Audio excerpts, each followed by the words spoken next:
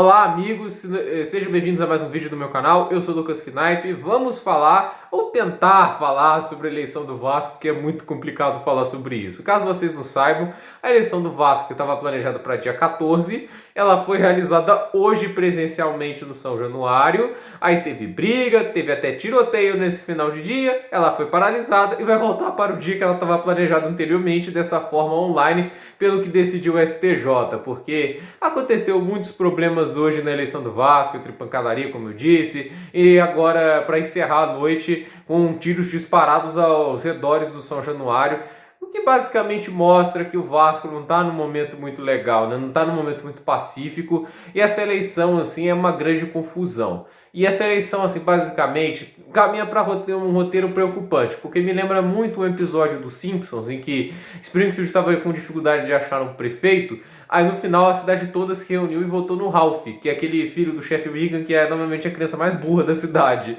E é basicamente o que o Vasco está fazendo nesse momento pelo boca de urna, porque quem está liderando as pesquisas para a presidência do Vasco é o Levin. O boca de urna está indicando que o Levin está liderando e esse cara é maluco.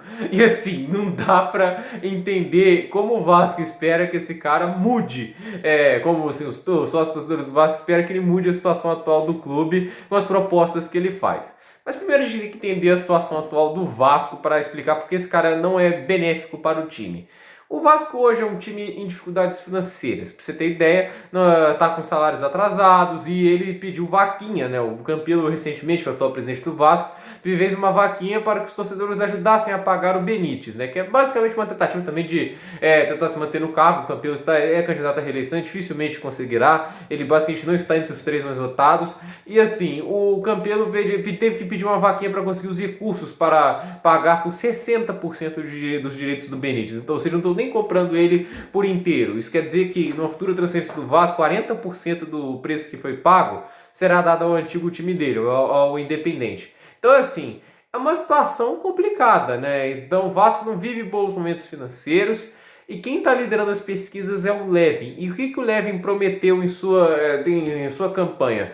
Ele disse que ano que vem é possível que o Vasco já tenha uma folha salarial de 20 milhões de reais. O Vasco, com salários atrasados, hoje tem uma folha que é inferior a 5 milhões. Ele está literalmente propondo quadruplicar a folha salarial do Vasco. Pra você ter ideia, Flamengo, se não me engano, paga menos de 10 milhões de reais em folha salarial mensal. Então, não estamos falando de uma folha salarial para tentar assim, ser a quarta, a terceira. Ele está literalmente tentando dobrar a maior folha salarial do Brasil em um time que não consegue pagar o próprio salário atualmente. Ele também teve propostas de como construir um novo estádio maior que o Maracanã, o que é basicamente uma coisa estúpida, porque você não precisa construir um estádio de 70 mil pessoas para ter lucro, né? Se você constrói um estádio com 40 mil e lota, tá excelente, porque se você constrói com 80 mil, por exemplo, para ser maior que o Maracanã precisa de toda essa capacidade, e só fica metade da capacidade, você jogou muito dinheiro fora, né? A manutenção de um estádio grande é ainda mais cara. E assim, promessas assim, malucas. Algumas, assim, se não me engano, foi o Levin que pediu que prometeu a contratação do Touré, né? O Yaya Touré, aquele ex-meio-campo do Manchester City. Eu não sei se foi ele, mas essa pessoa que fez essa promessa também prometeu que o Vasco ia bater 500 mil de sócios torcedores e que ia ter a maior torcida do Brasil, como ele ia convencer por poder telepático que as pessoas torcessem para o Vasco. Assim, eu não sei se era o Leve que fez isso, mas eu vi uma postagem lá mostrando algumas propostas absurdas que deram na campanha e parecia muito a cara do Levin, né? Já que ele já prometeu coisas absurdas antes. A questão é que esse cara tá liderando e esse cara assim faz o Campelo parecer um bom gestor e o Campelo não é. E a questão é, os dois caras que estão atrás, o Salgado está próximo, é um cara mais pé no chão.